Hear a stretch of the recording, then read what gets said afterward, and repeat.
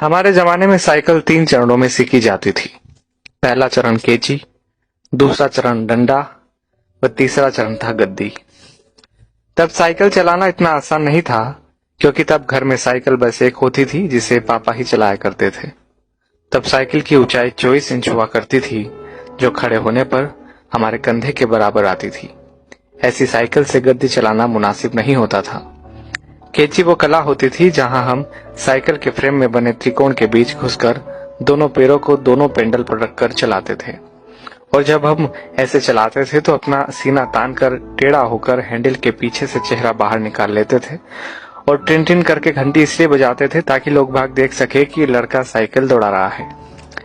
आज की पीढ़ी इस एडवेंचर से महरूम है। उन्हें नहीं पता कि 8-10 साल की उम्र में 24 इंच की साइकिल चलाना जहाज उड़ाने जैसा होता था।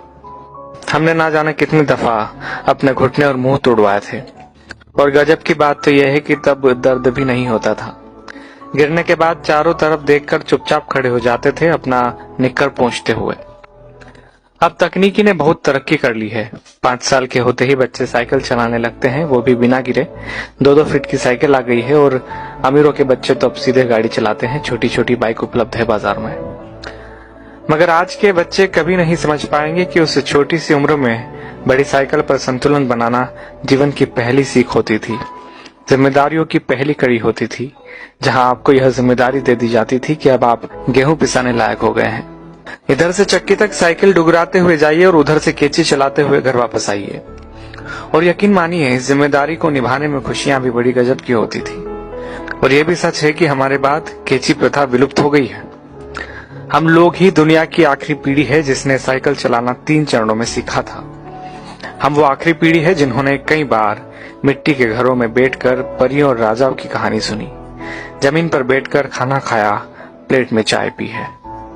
हम वो आखिरी लोग हैं जिन्होंने बचपन में मोहल्ले में मैदानों में अपने दोस्तों के साथ परंपरागत खेल, गिल्ली डंडा, लुका छुपी, खो खो, कबड्डी, कंचे जैसे खेल खेले हैं। हम वो आखिरी पीढ़ी के लोग हैं जिन्होंने कम या बल्ब की पीली रोशनी में होमवर्क किया है और नोवेल पढ़े हैं। हम उसी पीढ़ी के लोग हैं जिन्होंने अपनों के लिए अपने जज्बात खतों में आदान प्रदान किए हैं।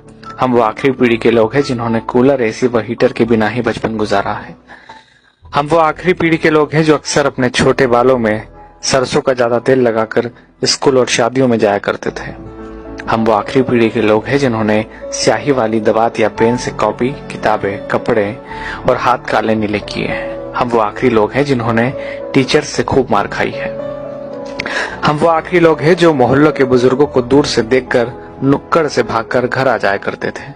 हम वो आखिरी लोग हैं जिन्होंने गोदरेज सोप की गोल डिबिया से साबुन लगाकर शेव बनाई है, जिन्होंने गुड़ की चाय पी है, काफी समय तक सुबह काला या लाल दंत मंजन या सफेद टूथ पाउडर इस्तेमाल किया है। हम निश्चित ही वो आखिरी लोग हैं जिन्होंने चांदनी रातों में रेडियो पर बीबीसी की खबरें, विविध भारती, ऑल इंडिया रेडियो और बिनाका गीत माला जैसे प्रोग्राम सुने हैं। हम ही वो आखिरी लोग हैं जब हम सब शाम होते ही छत पर पानी का छिड़काव किया करते थे। उसके बाद दरी चादरें बिछाकर सोते थे। एक स्टैंड वाला पंखा सबको हवा के लिए हुआ करता था। सुबह सूरज निकलने के बाद भी ढीठ बने सोते रहते थे। वो सब दौर बीत गया। दरी चादरें अब नहीं बिछा करती है। डब्बों जैसे कमरों में कूलर, एसी के सामने रात होती है, दिन गुजरते हैं। हम वो आखिरी पीढ़ी के लोग हैं जिन्होंने वो खूबसूरत रिश्तों और उनकी मिठास बांटने वाले लोग देखे हैं जो लगातार कम होते चले गए। अब तो लोग जितना पढ़ लिख रहे हैं उतना ही खुदगर्जी, अनिश्चितता, अकेलेपन व निराशा में खोते जा रहे हैं। हम ही वो खुशनसीब लोग हैं जिन्होंने रिश्तों की मिठास महसूस की है। हम एकमात्र वह पीढ़ी है जिसने अपने माँ बाप की बात हमेशा मानी है और बच्चों की भी मान रहे हैं।